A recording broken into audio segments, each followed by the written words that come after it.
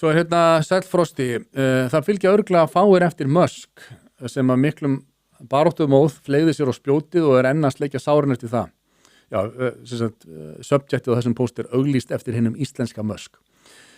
Mæli sterk með að skoða aðeins TikTok hjá hinnum ýmsu opinberu stofnunum og stórfyrirtækjum og verða vitni af hinni gríðalegu sóun sem í kerfunum hjá okkur. Get ekki dæmi Landsvirkjun. Þann var ég var að enda á að horfa á myndband þar sem að markaðsstarfsfólkið sem í nær öllum tilvikum hjá þessum stofnunum og fyrirtækjum ung myndaleg ljósar stelpa, svo kalluð hired gun, var að taka viðtal við annan starfsmann sem vefstjóri og var hann að uppfæra síðuna, komdi í heimsókn fyrir gestasýningu Kröflu. Þetta allt gott og blessað ef einhver viljur eigandi tilbúin til að greiða fyrir svona lagað, en ég vil nú meina að þetta sé ekki nauðsynleg þjónusta. Hvað eru skattgreiðendur beint og óbeint að greiða mikið fyrir allskyns svona ágætisverkefni sem eru þó með öllu ónauðsynleg? Þegar allt lagt saman eru þetta örugglega fjölmargir milljarðar á ári. Milljarðar sem koma úr vasa fyrirtækja og vinnandi fólks. Milljarðar sem að þeir einstaklingar réttilega eiga og hefðu frekar vilja nýta til að greiða niður lánun sín, fara út og borða með makanum, greitt fyrir íþróttir barna sinna og svo framvegis, fremur en að halda svona ónauðsynlegum verkefnum gangandi. Já, það er þó að Landsvirkjun sem ríkisfyrirtæki, hún nýtur þeirra sérstöðu að hún ekki að þiggja skattfé frá almenningi. Nei. En hún samt hún að þiggja peninga frá okkur fyrir að kaupa raforku, fyrirtækjum og almenningi. Og þetta svona ónauðsynleg eitthvað svona ímyndarverkefni algjörst rugl fyrir notendur raforkunar sem að greiða fyrir hana hátt verð.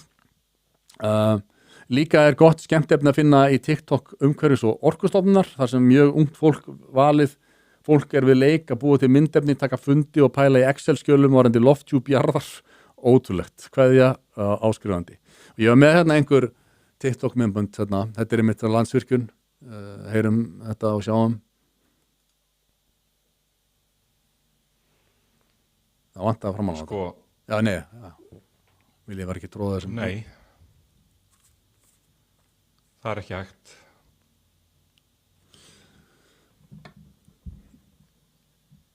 Já, þetta sem sagt á að vera svona grá. Það náttúrulega væri hægt að glettislegt myndband frá opinberu fyrirtæki og ég var með eitthvað annað líka þarna frá Landsvirkjun. Við vorum alltaf að halda upp á 60 ára ammali núna.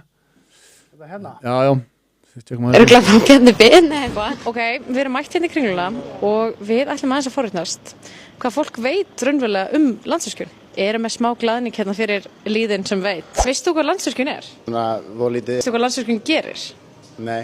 Veistu hver á Landsvirkjun? Það ekki bara þjóðin? Veistu hvað Landsvirkjun gerir?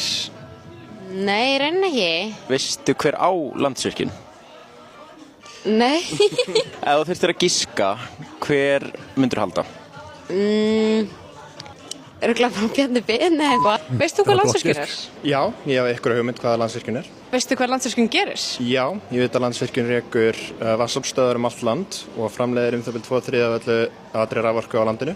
Hárrétt, og veistu hver á Landsvirkjun? Þjóðin. Þessi var nú ekki, það var bara... Kom ekki að dómi góðan á það? Nei, það var alveg með þetta. En þetta góða punktur hjá áskrifendunum, þetta er bara algjörlega tilgangslaus myndbönd og þarna verið að kosta fyrir einhverja markaðsdeild sem að maður skilur ekki alveg hvernig þeir fá það út að þetta sé fjármunum vel varið. En með eitt viðbót frá Landsvirkjun eða eitthvað. Já, þetta er út á afmælis, þetta er hún hvað heitir hún, Ragnhildur Sverrisdóttir sem upplýsingafulltrúi í Landsvirkjun. Hún virðist nú vera með glóður á báðum í þessum myndbandi, ég veit ekki hvað við gerst fyrir hana en við skulum heyra þetta afmælismyndband. 60 ára afmælisdag? Ójá, hjartans þakkir. Er Landsvirkjun rekin fyrir skattfé? Nei, hjartans þakkir. Greiðir Landsvirkjun milljarða í arð í ríkissjóð á hverju ári? Ójá, hjartans þakkir. Já, þetta er allt ímyndarmyndbönd frá þessu ríkisfyrirtæki. Síðan er það umhverfisstofnun með áhugavert TikTok líka þar sem að starfsmenn hafa gaman af því að fræða okkur landan. Við skulum heyra þetta. þetta þarf þú að vita hvernig við erum að standa okkur í Hækka aðeins. loftslagsmálum. Nýjasta spán okkar sýna að við munum ná bara 20-27% samdrátt í losun gróðurhúsalofttegunda. Markmið okkar hins vegar verður líklega að ná 41% samdrátt árið 2030 miðað við hvernig losunum var árið 2005. Góðu fréttin eru að við erum að minnka losun, en slæmu fréttin eru að það bara ekki gerast nógu hratt. Akkurat, ok. Og næsta? Ekki reitt viðbót eða? Já, það er eitt henni viðbót. Þetta er frá umhverfisstofnun líka. Það er greitt að skatt við það ekki. Jó. Þú grunaður að fara til tenni áramótin.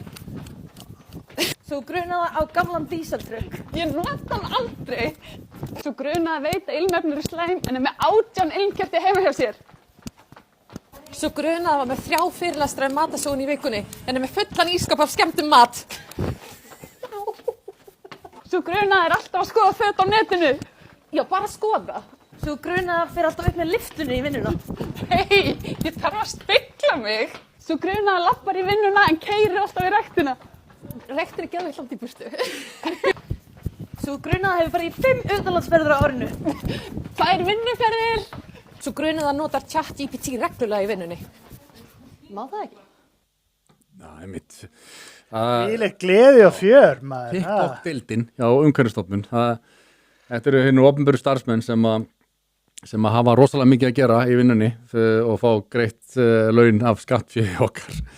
Og einmitt, eitt góða mann segja daginn að sko við erum að greiða opinberum starfsmönnum í einkennisbúningum allt og láglaun á meðan við greiðum opinberum starfsmönnum sem ekki einkennisbúningum allt og hálaun.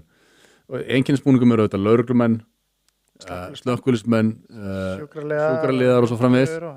Á meðan að þetta fólk sem við sáum njóta lífsins á okkar kosti og það er einhverju sko það er einhverju hugmynd að gera að láta alla opinbera starfsmenn vera í einhvers konar einkennisbúning. Það verður að vinna á skrifstofunni hjá umhverfisstofnun, þá verður í einhvern svona umhverfisstofnunar einkennisbúning.